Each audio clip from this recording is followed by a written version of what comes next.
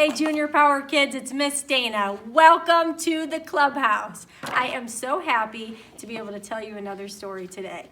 Now, if you remember, we are in the month of May. The sun is starting to shine a little bit more. It's starting to warm up. And our theme all month long here at church is lemonade stand.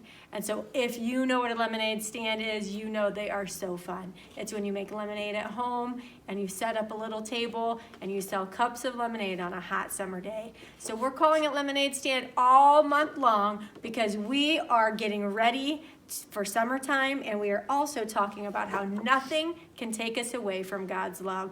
Just like after you mix your lemonade, mix with the water, you can't take them away from each other. Nothing can take us away or separate us from God's love. And today's story is from my very favorite book called the Bible. That is right. And the Bible is God's book. Does anybody know how many books are in the Bible? Let me hear it. That's right, 66. And it's broken into two parts, the Old Testament and the New Testament. Today's story has Jesus in it, so we know that it's in the New Testament. So today's story is actually called a parable. It's a story that Jesus told to tell a lesson. Can you say parable? Parable. Very good. So this is the story of a father and a son. So one day, the son went to the father and he asked him for a lot of money. Now, this was money that the father was saving to give to the son when he was older. So it really wasn't a very nice thing for the son to ask. But the father decided to give him the money anyways. So the father gave him his share of the money, which was a lot of money. And so the son took the money and he packed up his bag and he set off down the road. He decided he was leaving home. And so he traveled to a different place. And when he got there, he just started spending his money like crazy. He bought toys he didn't need. He bought tons and tons of food, way more food than what he needed. And he started having parties all the time. He was having party after party after party. He was having a great time, but he really wasn't caring about anything else. He was just sort of wasting his money and doing whatever he wanted. Well, pretty soon, the money all ran out. Now, he didn't have any money. He didn't even have money for food. He definitely didn't have money for parties. So he didn't know what he should do. Well, pretty soon, he was able to find a job feeding pigs. So one day, when he was feeding pigs, he was sitting there and he was looking at the pigs. And if you know pigs, you know they're kind of stinky, dirty animals, right? They roll around in the mud and they kind of eat all kinds of stuff. A lot of times they eat like just leftover scraps even. And the food doesn't really smell very good either. So one day the son was feeding the pigs and watching the pigs eat. And he realized that he was so hungry that he even wanted to eat the pig's food. And then he thought of something. Can you do this? He thought of something. He thought, you know what? My dad has workers at home that have plenty of food.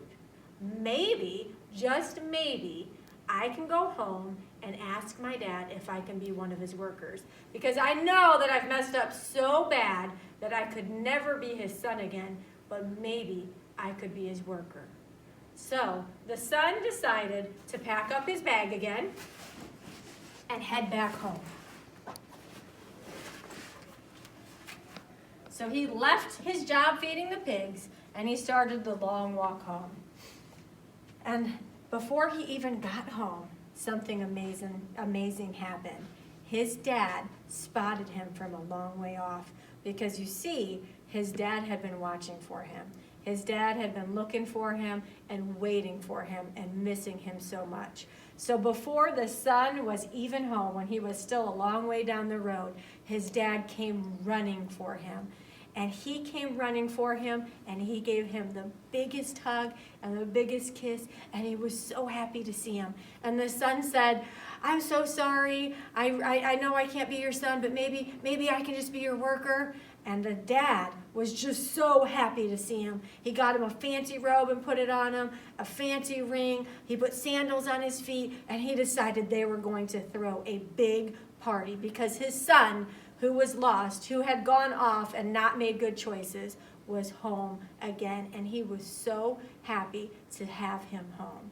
And so, you see, the dad loved the son no matter what. He loved him even though he made bad choices, even though he left home, even though he asked for the money he shouldn't have asked for. He loved him anyways. And so Jesus told this parable to teach us that this is the way God loves us.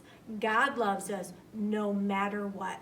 With a big love, just like this dad had for the son, God loves us like that. So there's nothing that we can ever do that will make God stop loving us. So let's think about that.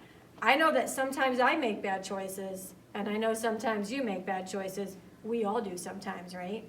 Does God love us even when we make bad choices? Yes, he does. He loves us when we're grumpy. He loves us when we're sad. He loves us even when we're a little bit mean, because sometimes we're all a little bit of those things. He loves us no matter what. And I don't want you guys to ever forget that. When you're young, when you're a junior power kid, when you grow up to be a power kid, and when you grow up to be an adult, it's very important that you remember that your God loves you no matter what. See you next time, guys. Love ya.